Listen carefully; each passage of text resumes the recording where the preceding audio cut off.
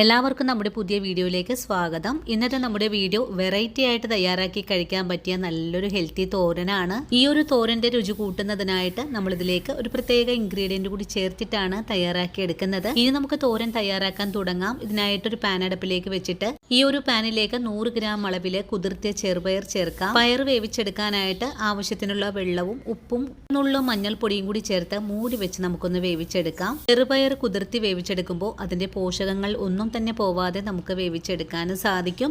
ഇനിയിപ്പോൾ വളരെ എളുപ്പത്തിൽ വെന്ത് വന്ന ചെറുപയറിലേക്ക് 1/4 കിലോ അളവില് ബീൻസും 1/4 കിലോ തന്നെ ക്യാരറ്റും ഒരു സവാള കൂടി ചേർത്ത് നല്ല പോലെ ഒന്ന് ഇളക്കി മിക്സ് ചെയ്തതിന് ശേഷം ഒന്നുകൂടെ മൂടി വെച്ച് വേവിച്ചെടുക്കാം. പച്ചക്കറികൾ വേവിക്കുന്ന സമയത്ത് ഇതിലേക്ക് ഒരു തുള്ളി പോലും വെള്ളം ഒഴിച്ചു കൊടുക്കരുത്. അതുപോലെ ചെറുപയർ വേവിച്ചെടുക്കുമ്പോഴും ഒരുപാട് വെള്ളം ചേർത്ത് വേവിച്ചെടുക്കേണ്ട ആവശ്യവും വരുന്നില്ല. ഇനിയിപ്പോൾ പച്ചക്കറികൾ വെന്ത് വരുന്ന സമയം കൊണ്ട് അരമുറി നാളികേരവും ഒരു നുള്ളു നല്ല ജീരകവും കുറച്ച് കൊച്ചുള്ളിയും പച്ചമുളകും വെളുത്തുള്ളിയും കൂടി ചേർത്ത് നല്ല പോലെ ഒന്ന് ഒതുക്കിയതിന് ശേഷം വേവിച്ച് വെച്ചിരിക്കുന്ന പച്ചക്കറികളിലേക്ക് ചേർത്ത് കൊടുക്കാം.